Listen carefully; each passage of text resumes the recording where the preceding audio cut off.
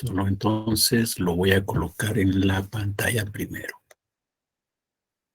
Para eso hay que tener nuestras copias a la mano, ¿verdad? Y todos aquellos apuntes o el libro o el documento que estemos utilizando para estudiar.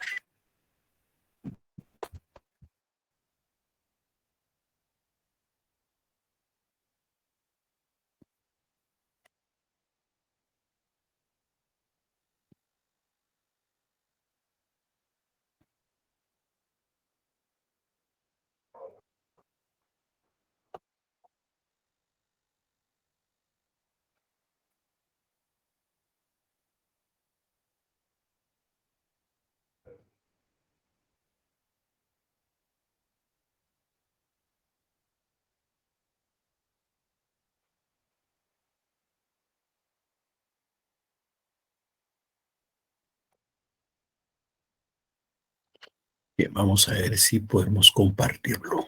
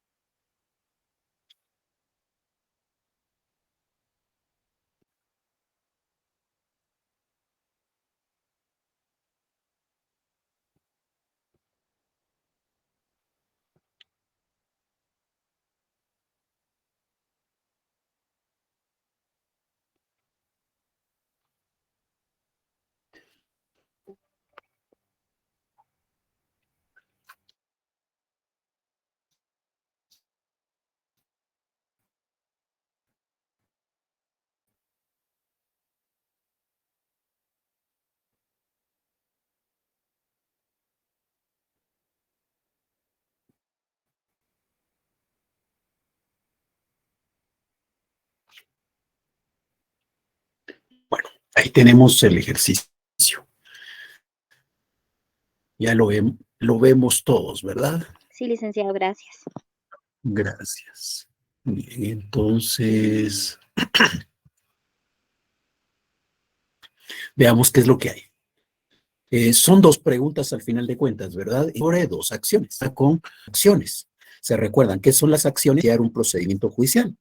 Es decir, son el acto que nos permite ir ante una autoridad con el ánimo de resolver un conflicto. Es el medio legal, el medio que establece el derecho o el ordenamiento jurídico para que nosotros busquemos la restitución de un derecho vulnerado. Entonces, en ese contexto y dada esa definición que tenemos, acción aquilia y la acción in factum. Lo primero es, empezamos en la lectura, dice, la ley Aquilia, ¿ya? La ley Aquilia. La ley Aquilia fue promulgada en el siglo III antes de Cristo y se refiere a los daños causados ilegalmente.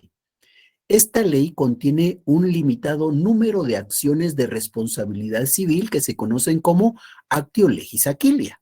¿Ya? Ahí está haciendo referencia a que la ley Aquilia contiene a la actio legis Aquilia. Ahora dice, la primera sección indica que si alguien asesina injustamente a un hombre o mujer esclavo, ¿ya? Hombre o mujer esclavo. Recuérdense que hombre o mujer esclavo no quiere decir ser humano en aquella época, o no quiere decir por lo menos persona.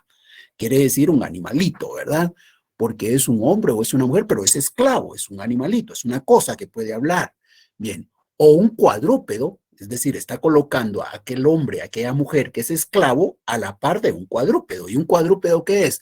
Pues un cuadrúpedo es un caballo, es una vaca, es cualquier animal que tiene o que camina en cuatro patas, ¿verdad? Entonces, un cuadrúpedo de un rebaño. Están al mismo nivel. La mujer, el hombre esclavo o el cuadrúpedo del rebaño. Dice, si asesinamos a un cuadrúpedo o a un esclavo, hombre o mujer, bueno, pues seremos condenados a pagar al propietario el valor más alto que tuvo esa cosa. Y esa cosa es tanto el esclavo como el cuadrúpedo, ¿verdad? el valor más alto que tuvo esa cosa en el año anterior. Bien. Entonces, si nosotros asesinamos a un esclavo o a un cuadrúpedo, dicho de otra manera, si nosotros asesinamos a un animalito, entonces vamos a ser condenados a tener que pagar lo que ese animalito valía en el año anterior, el valor máximo que tenía en el año anterior. Eso es lo que dice en una de las secciones, ¿ya? Eso es lo que establece en la primera sección. Lo que diga en la segunda no está aquí, ¿verdad? Porque no iba a interesar para este ejercicio. Ahora vamos a lo que dice en la tercera sección. Dice, en la tercera sección se hace referencia a otros daños. Si alguien causa daño a otra persona e ilegalmente quema, rompe o corrompe algo, ¿ya? Aquí estamos hablando de causar daño. Causar daño lo que implica es producir un efecto en el patrimonio, es decir, en el cerco, en el terreno, en los cultivos, ya eso es el causar daño. Causar daño a otra persona e ilegalmente quema, rompe o corrompe algo, será obligado a pagar al dueño el valor de la cosa en los siguientes 30 días. Tenemos que pagar. Si quemamos las plantaciones del vecino, tenemos que pagar. Si destruimos el trigo o quemamos el trigo que tenía el vecino ahí en su bodega, tenemos que pagar. Si destruimos el cerco, tenemos que pagar. Si destruimos el inmueble, es decir, las paredes construidas en donde estaban guardando algo, tenemos que pagar. Entonces, ¿qué tenemos que pagar? Lo que valga esa cosa. ¿Y cuándo tenemos que hacerlo? En los 30 días siguientes a aquel momento en que causamos el daño. Eso es la ley Aquilia. La ley Aquilia no podía obligar al reemplazo del esclavo o animal de rebaño muerto. Es decir, si yo lo que hice fue matarle al esclavo, no es que, ay, mire, disculpe, le maté a su esclavo Argus, no tenga pena, yo se lo voy a reponer, le voy a dar a mi esclavo Draco. No se puede, ¿ya? No se trata de sustituir un esclavo por otro. ¿Qué es lo que tengo que hacer? Lo que tengo que hacer es pagar lo que valía aquel esclavo. El precio máximo que tuvo el año anterior es lo que yo tengo que pagar. No puedo reemplazarlo, no puedo darle otro en su lugar. No, tengo que pagarle el valor que tenía en el año anterior. Entonces dice, la ley Aquilia no podía obligar al reemplazo del esclavo o animal de rebaño muerto. Solo podía exigir una indemnización pecuniaria. Bueno, eso es lo que dice la ley Aquilia. Ahora, pregunto, la ley Aquilia que contiene a la acción legis Aquilia es parte del jus civile o del jus honorarium.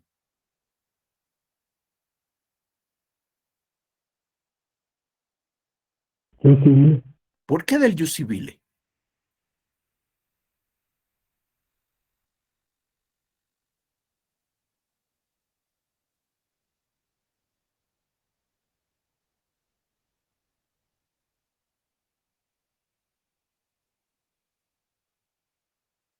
Bueno, pues si no vamos a saber ni siquiera qué es jus civile y jus honorarium, entonces definitivamente no íbamos a poder resolver el ejercicio, ¿ya? Hay que saber primero lo básico, y lo básico es saber si estamos ante jus civile o jus honorarium. Ya el compañero dijo jus civile, pero ¿por qué dicen que es jus civile? ¿Por qué no pueden pensar que es jus honorarium? Yo digo que jus honorarium. ¿Pero por qué?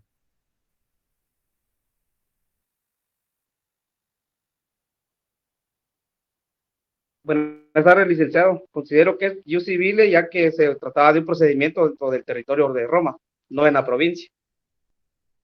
Pero ahí no está diciendo que es dentro del territorio de Roma. ¿En dónde en el texto se desprende que es en el territorio de Roma? El texto no hace referencia a un territorio en particular. Ese argumento no es válido.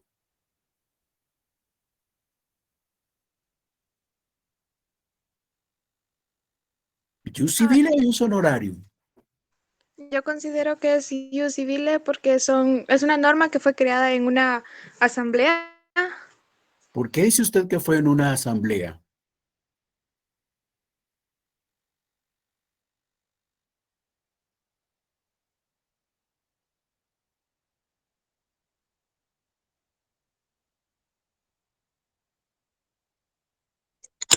Yo creo que son just honorarium porque está basada en acciones ficticias.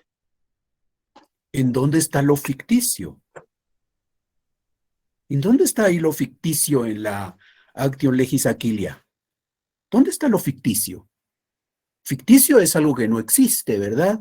Como por ejemplo, cuando vemos la Guerra de las Galaxias, decimos, y la Guerra de las Galaxias es es ciencia ficción, ¿verdad?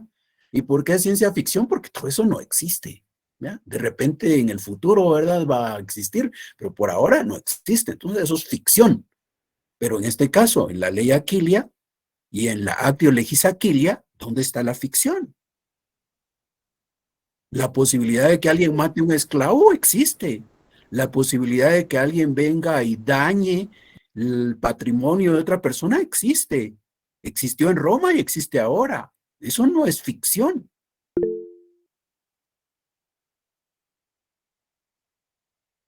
Es decir, no basta con decir que es jus civilio o es jus honorarium. Hay que decir por qué estamos pensando eso. ¿Cuáles son nuestros argumentos? Porque si no Perdón. se vuelve una adivinanza. Sí, Mayra. Yo siento, bueno, yo puse que era No. acciones Estoy civiles, preguntando ya si que esto que estamos leyendo es jus civile o jus honorarium. Todavía no estamos hablando de clasificación de acciones. O sea, todavía no estamos resolviendo el ejercicio, solo estamos entendiendo el texto. Entendiendo el texto, ¿qué es? ¿Es jus civile o es jus honorarium lo que hemos leído? Sí, Pablo. Pues yo pensaría que es jus civile porque se está dando entre dos ciudadanos romanos, no es algo en donde se esté, mm, o sea, no es algo, por así decirlo, que donde se esté metiendo el Estado. Yo veo que ahí la ley existe para que entre los ciudadanos romanos se dé la solución de ese conflicto, pienso. Pero es que ahí no está haciendo referencia a las personas. Ahí en ningún lado dice ciudadano romano. En ningún lado dice ciudadano romano para estar diciendo que son ciudadanos romanos. Marjorie. Lick, yo pienso que es jus civile por la forma en la que se resuelve el conflicto, ya que antes era como muy, o sea, se sufría más, se me fue la palabra, pero yo siento que es por la forma en la que el conflicto se está resolviendo, pero no sé.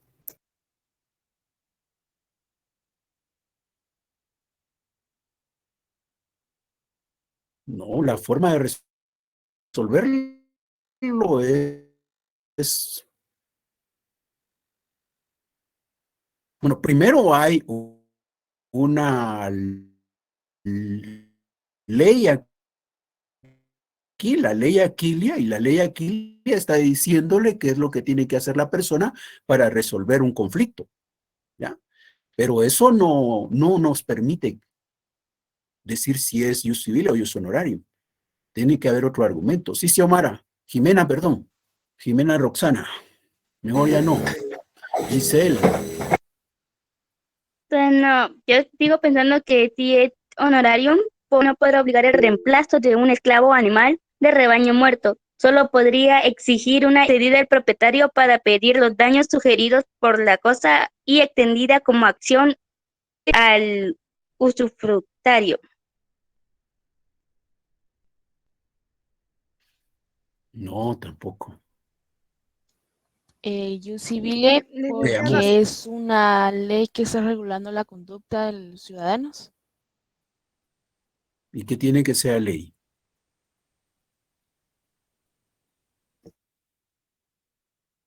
¿Qué tiene que ser ley, Pamela?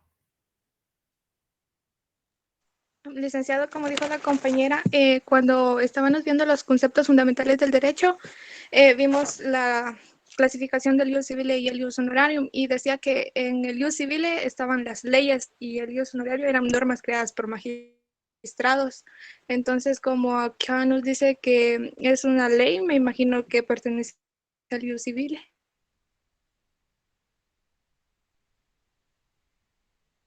Muy bien. No estudiamos las fuentes del derecho, pues, para eso estudiamos las fuentes del derecho. La verdad es que si nosotros no hemos entendido lo de la primera unidad, cada día nos vamos a complicar más, cada día nos vamos a enredar más y se nos va a ir complicando el desarrollo del curso. Entonces tengamos cuidado, por favor, y leamos nuestras copias, entendamos lo que estamos estudiando, no solo lo leamos. Efectivamente, estamos ante una ley y la ley es fuente de derecho, ¿verdad?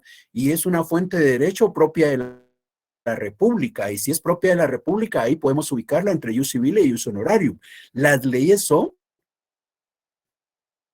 fuente de derecho del ius civile, no del ius honorarium. Y se recuerdan, para diferenciar ius civile y ius honorarium, aquí vamos a el procedimiento para la creación o quiénes son los responsables de la formulación de las normas.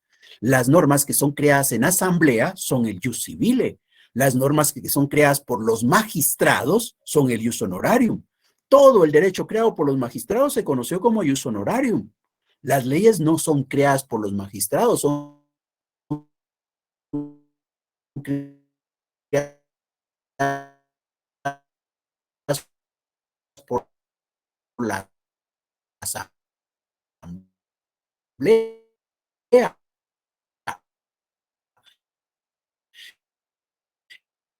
El magistrado hace una propuesta y eso lo vimos. En el ejercicio del arrogatio, el magistrado hace una propuesta, esta es discutida en una asamblea, la asamblea toma la decisión de aprobarla y si la aprueba, la traslada al Senado para que se dé su ratificación. ¿Esto qué es lo que se está logrando ahí? Leyes. Y si esta es la ley Aquilia, es obvio que ese fue su procedimiento de formulación. La ley Aquilia forma parte del ius civile. Entonces ya sabemos algo más sobre esta información que nos da el cuestionario. Ahora, ¿qué más hay? De una vez vayámonos a estudiar la otra. Y dice, posteriormente, principalmente en el siglo I de eso, dice, se presentaron nuevos casos que no estaban incluidos en la, pero que implicaban hechos dolosos, es decir, hechos causados con la intención que debía, o hechos causados sin la intención, pero que debían sancionarse, ¿ya?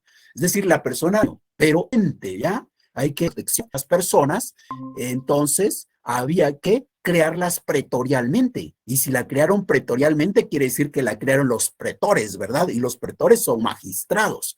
Entonces, ante la falta de protección civil, se creó una norma pretorial, es decir, una norma creada por los magistrados. Y así surge la actium factum. La actium factum ad exemplum legis Aquilia. Esta, así brevemente conocida simplemente como actium factum. Nos damos cuenta. Entonces, la ley Aquilia era del ius civile, pero resulta que como hay otro tipo de conflictos que no los consideró la ley Aquilia, los magistrados vinieron y crearon a la actium factum, ¿ya? Para poder dar trámite, para poder resolver esos conflictos que estaban ocurriendo. Entonces, en ese contexto, ahora sí, venimos con las preguntas. La actio legis Aquilia, por el derecho del que emana. ¿De qué derecho pueden emanar las acciones? ¿Cuáles son los derechos de los que puede emanar la acción?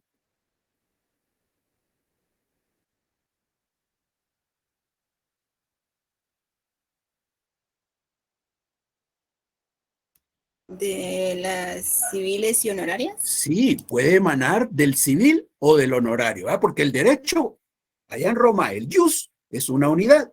Y ese ius tiene un componente que es el ius honorarium y otro componente que es el ius civile. De ahí, del ius civile o del ius honorarium, es donde van a derivar, de donde van a brotar, de donde van a emanar las acciones. Entonces, resulta que aquí, ¿qué opciones teníamos? Aquí tenemos todas las posibles opciones, ¿verdad?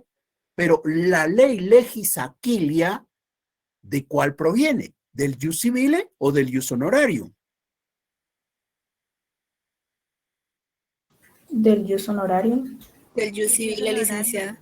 Por favor, si acabamos de decir que no es del ius honorarium porque es ley, ¿ya?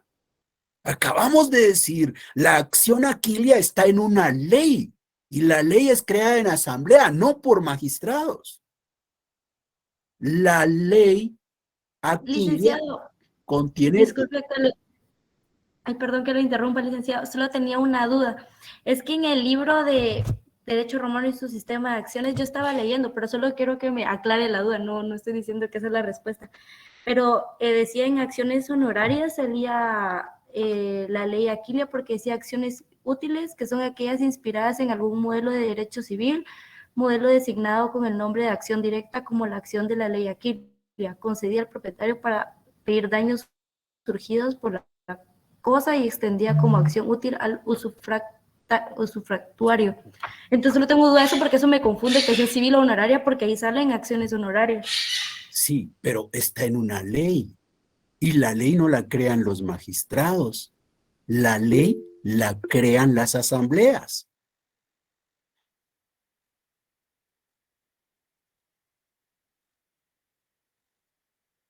Entonces no puede ser ius honorarium, ¿ya? La ley Aquilia es una ley y por ser ley es aprobada en asamblea y por tanto forma parte del ius civile. Entonces, si la actio legis aquilia está en una ley, es una acción civil. Para que estuviera estar, es en este caso, acción civil. Esto era lo que no estarán preguntado, la actio in factum. La actio in factum, ¿qué sería? ¿Una acción civil o una acción pretorial? Pretorial. Sí, ¿verdad? Sería una acción honoraria o una acción pretorial. ¿Por qué es una acción honoraria? Pretores, ¿ya? ¿Alguna duda? Licenciado, yo solo quería decir que también me guié por lo mismo que dijo la compañera Diana de lo que decía el libro y por eso es que yo creí que era honoraria. Bueno, dos también. cuestiones aquí. Primero, yo no recomendé, no dije que ese libro era el libro del curso. Primero. Segundo, aquí estudiamos para entender y no que hay como un libro lo dice, ¿verdad? Por ahí ustedes seguramente en filosofía han visto las falacias, ¿verdad? Y eso de decir como en el libro está, eso es una falacia, ¿ya? Esa es una falacia. Ustedes cuando toman un libro, no porque es libro, todo lo que diga ahí está bien dicho. Ustedes cuando vean un libro, estudienlo y usen o no correcto. ¿Entendés? Por ejemplo, no alguna vez en actio, ¿ya? Entonces, si es una actio, será un recurso. No, ¿verdad? ¿Por qué? Porque si es actio, es acción, no recurso, ¿ya? Entonces, hay que leer y entender, no solo como en el libro dice, ya la respuesta la tengo, no, hay que ser más críticos cuando estudiamos, por favor. Bueno, vamos con la siguiente. La actio in factum, por el objeto que se persigue. Por el objeto que se persigue, ¿qué clases de acciones hay?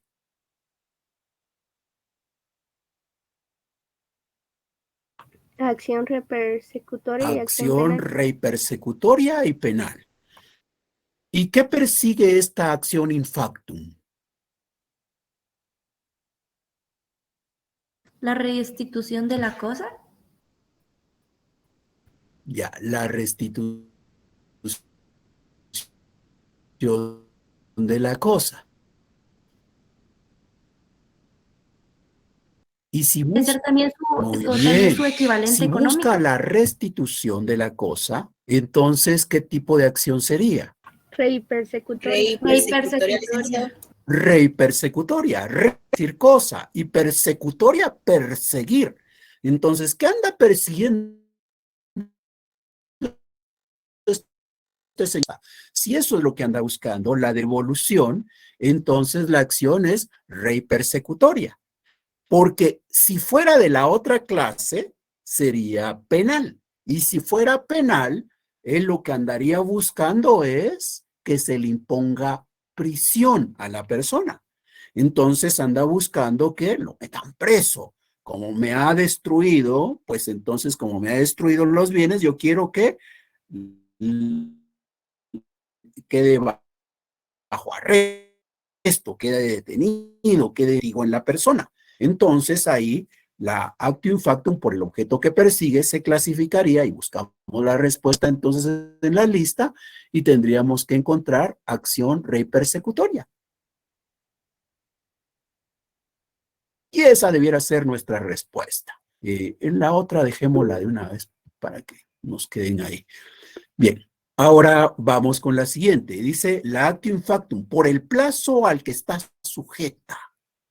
Por el plazo al que están sujetas las acciones, ¿cuáles son los tipos de acciones que hay? Temporal y perpetua. Temporal y perpetua. Muy bien, temporal y perpetua. ¿Cuáles son las que normalmente eran perpetuas? La del jus civile. Las del jus Acciones civile. civiles. Ajá, muy bien. Las del jus civile eran perpetuas. Y las que creaban los magistrados eran temporales. Bueno, entonces vamos. ¿La actium factum es temporal Es o es temporal. Temporal, perpetua? licenciado. Temporal. ¿Por qué temporal? Porque es parte del ius honorarium y como es Sí, muy bien, porque fue creada por los magistrados, entonces esta resulta ser una acción de carácter temporal y buscamos la respuesta y elegimos temporal. Y luego, ¿y si nos hubieran dicho la ley Aquilia? perpetua. Perpetua. Perpetua diríamos, ¿verdad? Muy bien. Luego vamos a la siguiente que dice, la actio legis aquilia por el derecho que protege se clasifica en ¿qué derechos se pueden proteger? El real, personal y el mixto. Sí, se recuerdan, en este mundo jurídicamente hablando, todo lo que vemos o son derechos personales. Los derechos que tenemos sobre las cosas son derechos reales. Entonces, resulta que la acción lo que busca es proteger mis derechos. ¿Y mis derechos cómo pueden ser? Mis derechos pueden ser reales o pueden ser personales. Entonces, en este caso, el derecho que se está buscando proteger con esta acción legis aquilia, ¿qué derecho es el que se está buscando proteger? ¿Un derecho personal o un derecho real? Un derecho real. ¿Por qué un derecho real?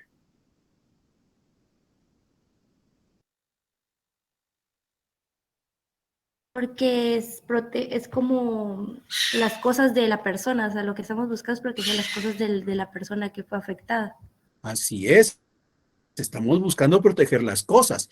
Alguien por ahí de repente se equivoca y dice, pero es que al hombre o mujer, ¿verdad? Y como es al hombre o mujer, quiere decir que son personas y entonces lo pasaríamos a un derecho de carácter personal, entonces es una acción in persone. Pero no, porque ese hombre y esa mujer a la que está haciendo referencia ahí son esclavos y los esclavos no son personas. Los esclavos son cosas como los cuadrúpedos a los que se refiere.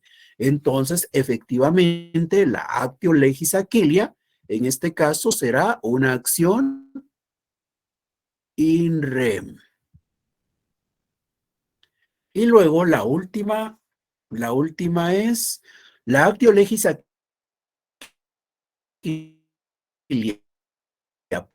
por el sujeto que puede ejercerla. ¿Quién puede hacer uso de la acción?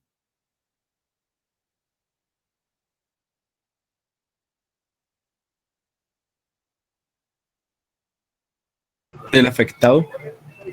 El Solo el afectado. afectado, ¿verdad? El dueño del esclavo, usada por el afectado, no por todos. Si fuera por todos, sería popular, sería una acción pública, pero no, solo por el afectado. Entonces, como es solo por el afectado, ¿qué tipo de acciones?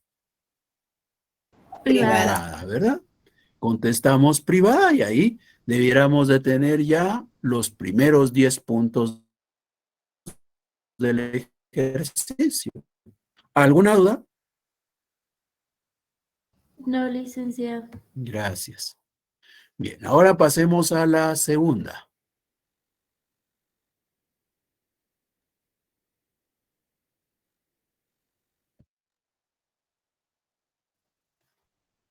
Otra vez, ahí hay un texto que nos explica las acciones, ¿verdad?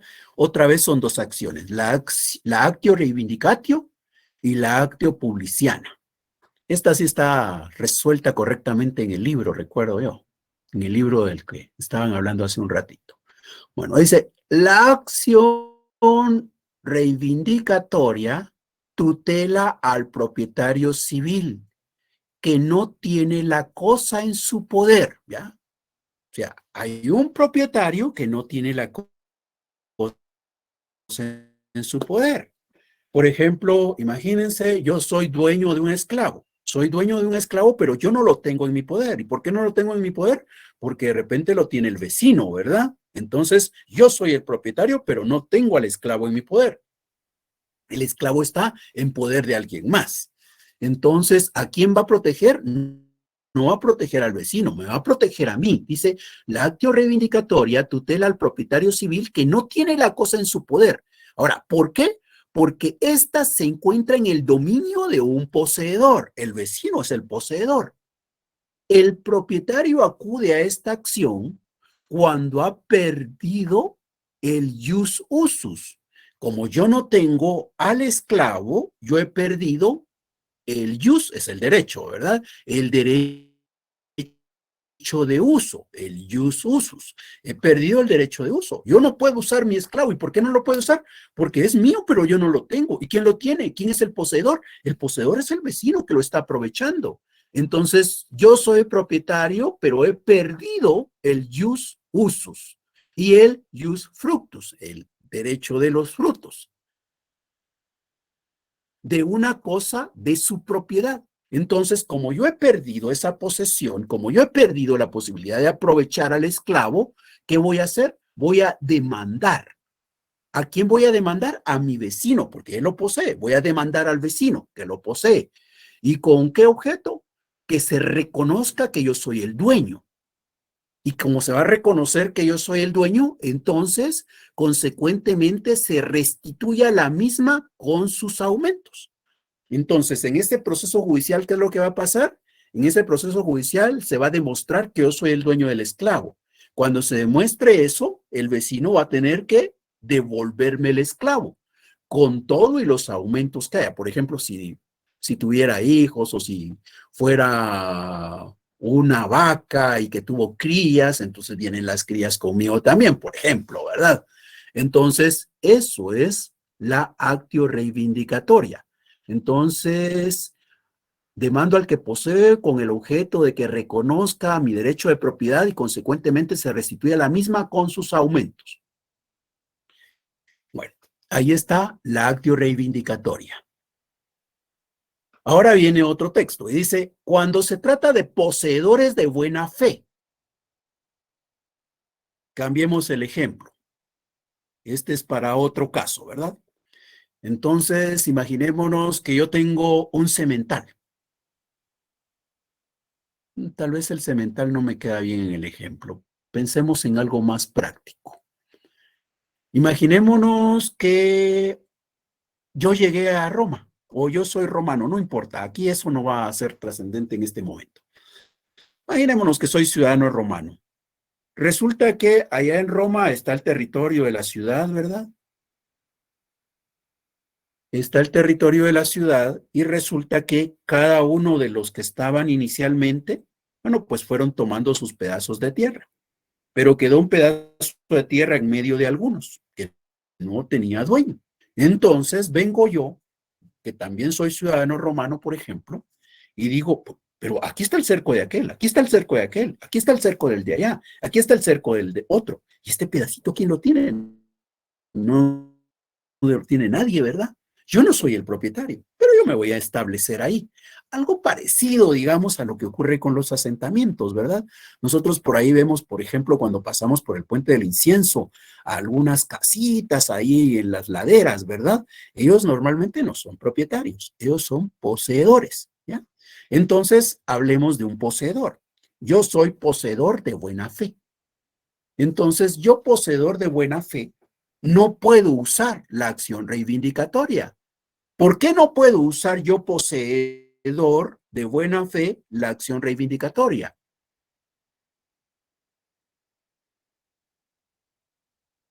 Porque no es propietario. Porque no soy propietario, ¿verdad? Solo los propietarios pueden usar la acción reivindicatoria. Los poseedores de buena fe no. Pero resulta que yo en un momento dado pierdo el derecho de uso, el derecho de los frutos sobre esa cosa, ¿ya? No soy propietario, yo era poseedor de buena fe, pero alguien me quitó el bien, alguien me lo arrebató, alguien me quitó el uso y disfrute. Entonces, yo no puedo hacer uso de aquella acción reivindicatoria porque no soy propietario, pero ando buscando protección porque digo, no soy propietario, pero a la gran, ¿cuántos años llevo de tener ese pedacito de tierra? Llevo como 15 años. Ya, no soy propietario, soy poseedor de buena fe, pero a la gran, por el tiempo que ha pasado, pareciera que soy propietario. Es más, todo el mundo creía que yo era el dueño, pero yo nunca fui propietario, yo siempre fui poseedor. Entonces, resulta que alguien me lo quitó y en ese contexto dice, pues hay que proteger a ese señor que ha tenido la posesión de buena fe. ¿Y cómo lo vamos a proteger?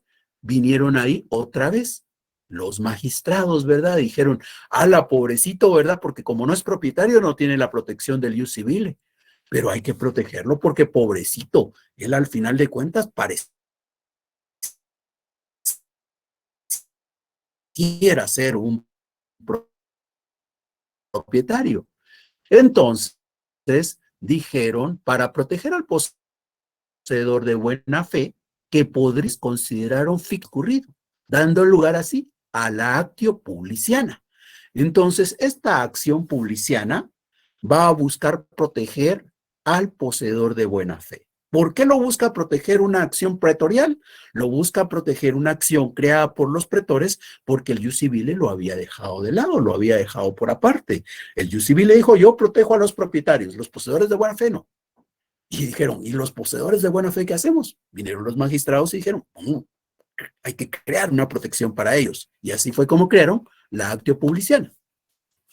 ¿Alguna duda? No, Lic. Bien, entonces vamos a las preguntas. La actio reivindicatoria por el plazo al que está sujeta se clasifica en...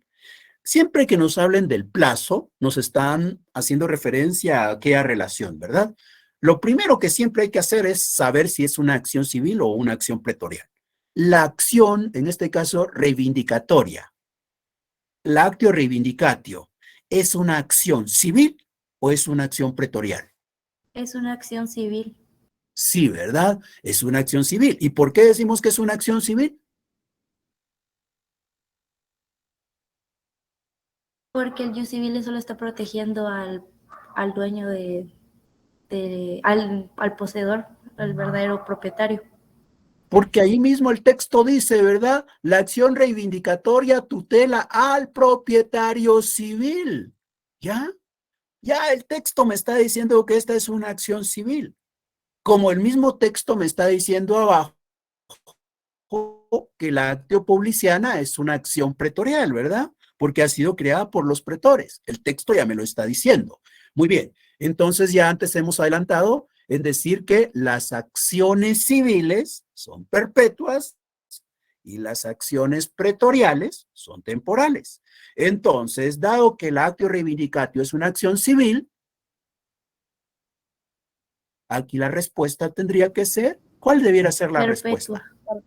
Perpetua. Muy bien. Ahora en la segunda, la actio reivindicatio por el derecho que protege. ¿Qué derecho está protegiendo?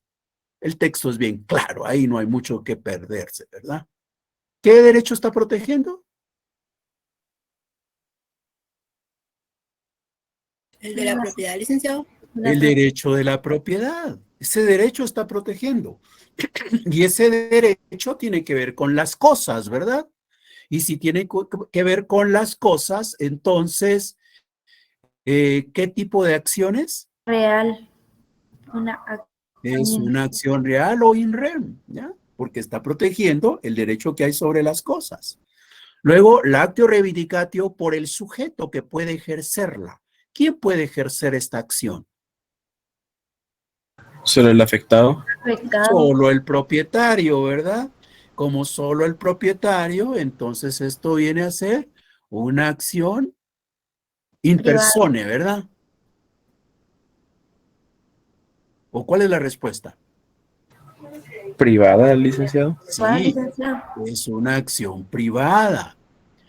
La cuarta, la actio publiciana, por el objeto que se persigue, se clasifica en...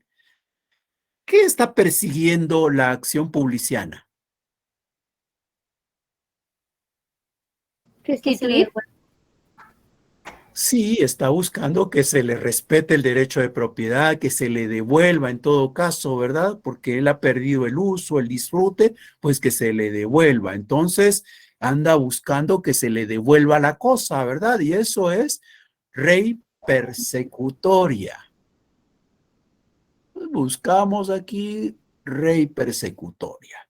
Y luego dice la actio publiciana por el derecho del que emana. La actio publiciana. ¿De qué derecho emana? ¿De qué derecho brota? Honorario. Del ius honorarium, ¿verdad? Porque la crearon los magistrados. Entonces es una acción honoraria o pretorial. Y ahí tendríamos ya resuelto nuestro laboratorio con los 20 puntos. ¿Alguna duda?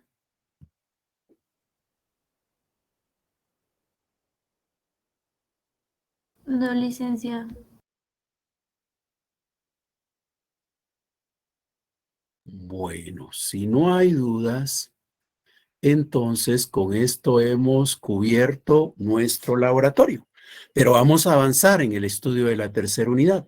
Les encargo que leamos y que seamos críticos, que tratemos de usar los conceptos, porque la verdad es que no se trata solamente de irlos anotando, anotándolos y después guardándolos en nuestra memoria como información que va ahí acumulándose, acumulándose, acumulándose. No, la gracia de esto es ir tomando nuestros conocimientos para ir resolviendo situaciones.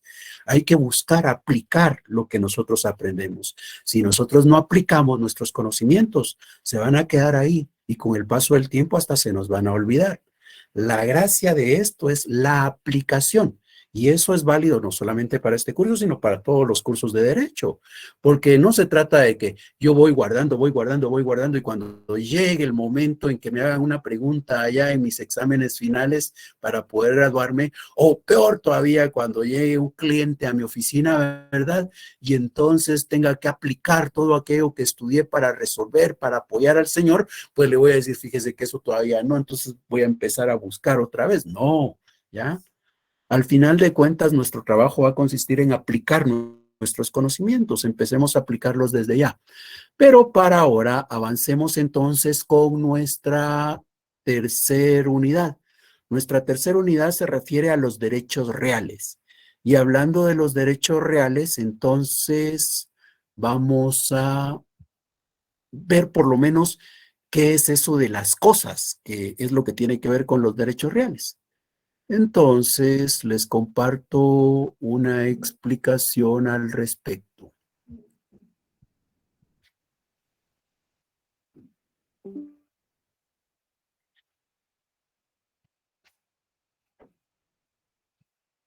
Bienvenidos. Hoy vamos a hablar de las cosas en el derecho romano.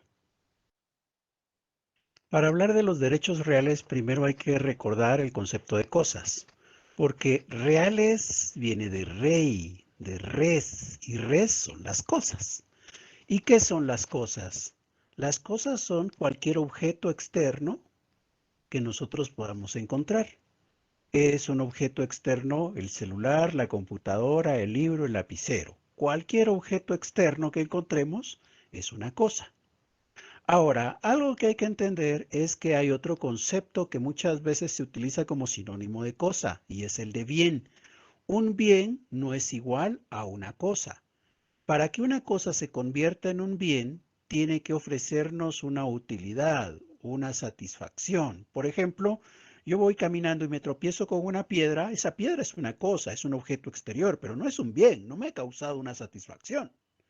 Pero cuando resulta que yo tomo esa piedra y la utilizo para defenderme, entonces he hecho de la piedra más que una cosa, la he convertido en un bien. ¿Por qué? Porque he reconocido en ella una utilidad. Entonces, una cosa es un objeto exterior, un bien es un objeto exterior que ofrece utilidad. Hablando de las cosas, los romanos clasificaron las cosas en dos grandes grupos, las extra commercium y las in commercium. Las extra commercium son aquellas cosas que están fuera de comercio, que no pueden ir al mercado, que no pueden ser objeto de compra-venta. Mientras que las cosas in commercium son aquellas cosas que pueden comercializarse, que pueden ser objeto de compra-venta, que pueden estar en el mercado. Veamos primero cuáles son las que ellos consideraron extra commercium. Hay cosas que están fuera de comercio por razones físicas, es decir, físicamente es imposible que se pueda tener esto en el mercado, que alguien pueda comprar o que alguien pueda vender. Por ejemplo, en este momento no es posible que alguien pueda venir y venda una parte de la luna. ¿Por qué? Porque físicamente eso no se puede hacer en este momento. De igual manera, hay otras cosas que por razones de derecho divino van a quedar fuera del comercio. Dentro de estas tenemos, por ejemplo, las res sacrae. En este caso están aquellas cosas que se utilizan para adorar a los dioses. Estas no pueden ser objeto de comercio. Tampoco pueden ser objeto de comercio las res religiosae, que son aquellas que se van a utilizar para adorar a los dioses, pero a los dioses manes, es decir, los dioses que cada una de las familias tiene. Aquellos antepasados de una familia a la que ésta ha empezado a considerar un dios y empiezan a adorar, pues las cosas que utilicen para adorar a esos antepasados tampoco pueden ser objeto de comercio. Y de último, en este contexto están las res sacrae, es decir, las cosas santas. Y son cosas santas para los romanos, la muralla que protege la ciudad, las puertas de la ciudad. Estas cosas tampoco están dentro del comercio. Finalmente, tenemos otras que por razones de derechos humanos no van a estar dentro del comercio. Aquí están incluidas, por ejemplo, las res comunes animus iure natural. Estas son aquellas cosas que son de beneficio común para la sociedad, aquellas que garantizan la vida de los seres humanos, de los ciudadanos romanos. Por ejemplo, el oxígeno que se respiraba en Roma se consideraba fuera de comercio. ¿Por qué? Porque era vital, porque era necesario para el animus iure de un natural, es decir, el derecho natural de los seres a poder mantenerse vivos. También ahí están las res publicae. Las res publicae son las cosas del Estado, las que son propiedad del Estado, como por ejemplo los caminos, las carreteras. Esto no podía ser parte del comercio y está dentro de estas también las res universitatem, donde las res universitatem son muy parecidas a las res publicae. La diferencia es que estas no son propiedad del Estado, sino de una entidad pública jerárquicamente inferior al Estado, como una corporación. Una corporación es una entidad pública, una entidad similar al Estado, pero jerárquicamente menor, que representa una autoridad dentro de un municipio, por ejemplo. Esa autoridad del municipio puede tener cosas. Esas cosas son las res universitatem. Esas res universitatem no pueden estar dentro del comercio. Todas las que han sido excluidas de las extra commercium, pues caben dentro del in commercium. Prácticamente la mayoría de las cosas están in commercium. In commercium se pueden clasificar. Las cosas que están dentro del mercado se pueden clasificar. Una primera clasificación es res mancipi y res nec mancipi. Es decir, cosas que para poder adquirirlas hay que cumplir con una formalidad, una solemnidad. Esas cosas son las res mancipi.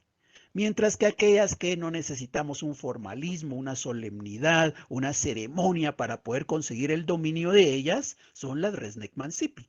En las res nec mancipi, por ejemplo, lo que vamos a tener es la simple entrega de los bienes. Cuando compraban los romanos, por ejemplo, tierra, ahí había que cumplir con formalidades, por tanto era una res mancipi. Mientras que cuando compraban una espada, un carruaje, por ejemplo, estamos ante la res necmancipi, simple entrega de los bienes y del dinero para que el negocio se dé por realizado. Otra forma de clasificar las cosas, independientemente de la que hemos mencionado anterior, es en cosas corpóreas e incorporales. ¿Cuáles son las corporales? Las que tienen cuerpo, corporales, corpus. Corpus es cuerpo, entonces hay cosas que tienen cuerpo y hay cosas que no tienen cuerpo. Cosas corporales son como por ejemplo los caballos, las espadas, los esclavos, pero hay cosas incorporales que no tienen cuerpo, como por ejemplo el derecho de heredar. El derecho a heredar es un elemento que no tiene cuerpo, por tanto es una cosa incorporal. Otra forma de clasificarlas es en res móviles y res inmóviles, es decir, cosas muebles y cosas inmuebles. Para los romanos al principio, cosas muebles eran las que por sí solas se podían mover, mientras que inmóviles aquellas cosas que no se podían mover por sí mismas. En ese contexto, por ejemplo, un esclavo era res móvil porque se puede mover. Los caballos también son res móviles. ¿Por qué? Porque se pueden mover por sí mismos. Pero, por ejemplo, un escritorio, una mesa, una silla no era res móvile. ¿Por qué? Porque no se puede mover por sí misma. Entonces, ¿qué es la silla, la mesa? La silla y la mesa eran res inmóviles, no se pueden mover. Con el paso del tiempo, el concepto fue evolucionando y llegó el momento en el cual dijeron que res móviles eran las que se podían mover por sí mismas o por la voluntad del ser humano.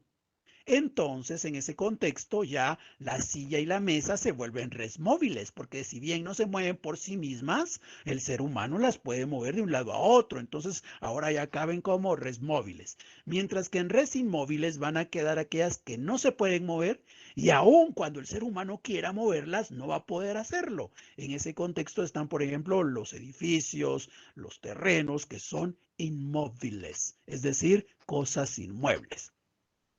Otra clasificación, independientemente de las anteriormente explicadas, es la de cosas genéricas y cosas específicas. Genéricas cuando puede ser sustituida por otra y no genera ningún inconveniente. Por ejemplo, un saco de trigo puede ser sustituido por otro saco de trigo.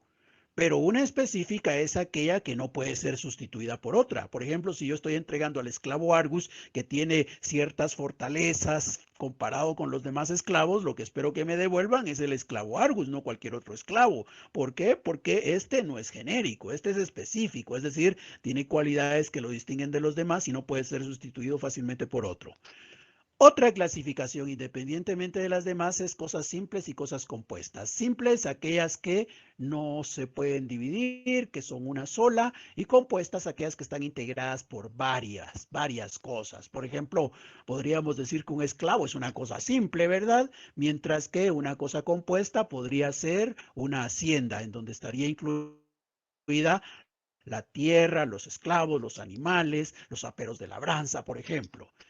Otra forma de clasificar las cosas es en principales y accesorias. Principales, aquella que prácticamente determina que tenga funcionalidad lo que tenemos, mientras que accesorias, aquellas que acompañan a la cosa principal, pero que no son determinantes para la existencia de aquella.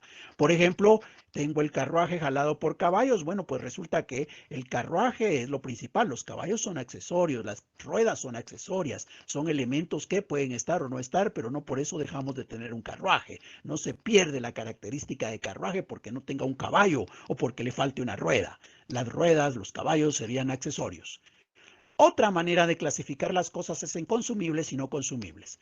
Las cosas consumibles son aquellas que en la medida que las usamos se agotan inmediatamente, mientras que las no consumibles son aquellas que las utilizamos y no se agotan de inmediato, sino pueden ser utilizadas para otro momento. Por ejemplo, una espada o un escudo es una cosa no consumible. La uso ahora, la uso mañana y la puedo usar otros días. Mientras que un saco de trigo es una cosa consumible porque vengo, la uso y ya no puedo volver a usar ese mismo trigo. Las cosas pueden ser consumibles o no consumibles.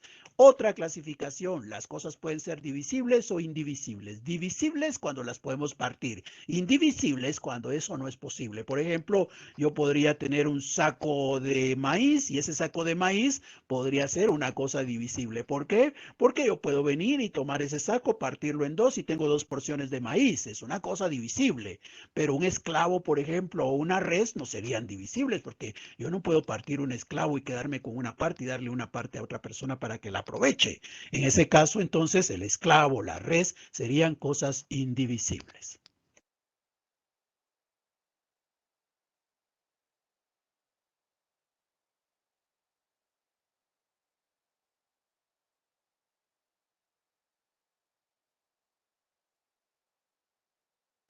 Bien. Entonces, con esta definición de cosas y luego la clasificación, damos por iniciar nuestra tercera unidad. ¿Alguien tiene alguna duda, alguna inquietud?